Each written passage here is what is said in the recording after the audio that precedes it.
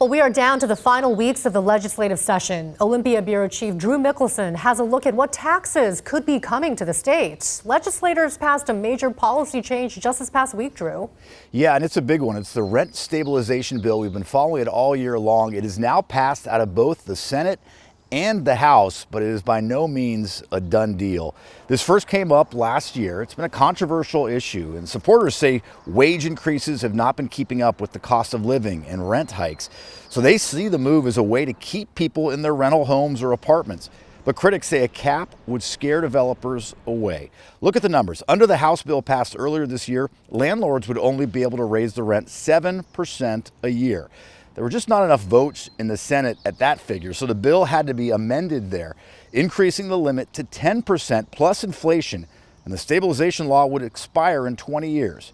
Backers brought up examples of folks struggling to keep up with rent increases. Tim from Spokane got a 10% increase. He has less money for groceries. Lucero from East Wenatchee is a college student who also works full-time, and he can't afford to keep up. And Stephanie, who's a mom of 2 kids in my district, had a rent increase that forced her to move, and she panicked looking for housing where her kids could stay in the same school district. You've heard today that people call these just stories. They're not just stories. They are the facts of people across this state. They are the data points of the lived experience of our constituents, of the people across this state. In every corner of this state, in rural and suburban and in urban communities, people are getting crushed by rent increases. Rent is the single greatest cost in a household budget, and when your rent goes up, your budget bottoms out. Will this bill help those struggling today to pay their rent tomorrow? And I don't believe so. Will this bill trap people in their current rentals? I believe that it will. Will this discourage the development of new housing? Absolutely. And will it push out our small landlords, community-based, in favor of large corporations who can weather this regulation? I believe that it will. And are we making it harder, Mr. President, for our young people who are struggling mightily to enter the housing market themselves?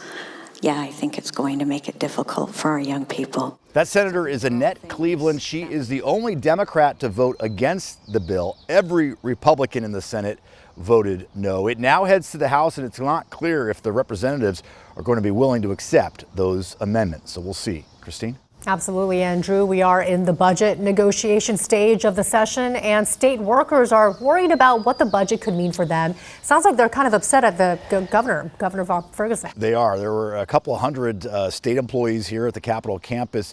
A lot of them worked for the campaign, voted for Bob Ferguson, but now they are upset at him and what he has said about the budget, and they took their concerns right to the Capitol rotunda. No cuts! No furloughs!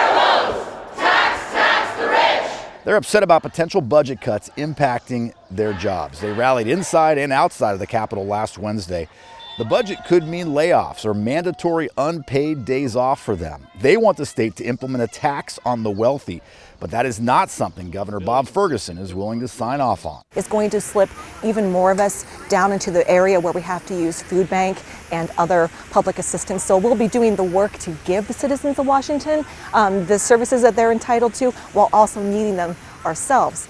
And I just believe that's an unconscionable move by the governor to insist that we have to pay the brunt for the budget gap when all he has to do is actually agree to be able to raise taxes on those who can better afford it. There's definitely some disappointment among many of our members as well as many of our constituents that particular tool is not going to be part of our budget solution this year.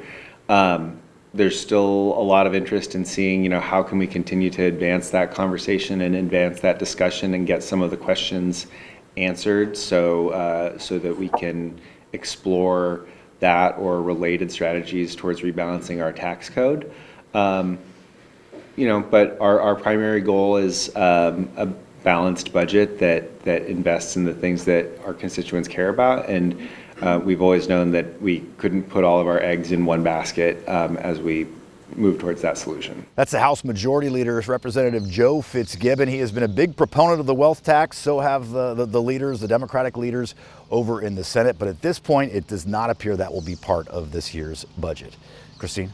So, Drew, the session ends just 2 weeks from today. How can we expect all of this to play out? Yeah, we're truly getting into crunch time, and it seems like every day there's a new development. You heard that the wealth tax is now off the table, and that means other proposals will be brought up. They have to get, the House and the Senate have to get a budget proposal together that will get the governor's signature. And that could be tricky. The state could have to expand the capital gains tax to include more of the state's top earners. But without that wealth tax, budget writers say it's clear we should expect the list of cuts to get longer. We are going to be taking a look at the budget, scrubbing it as much as we can, making the cuts we need, and adding revenue.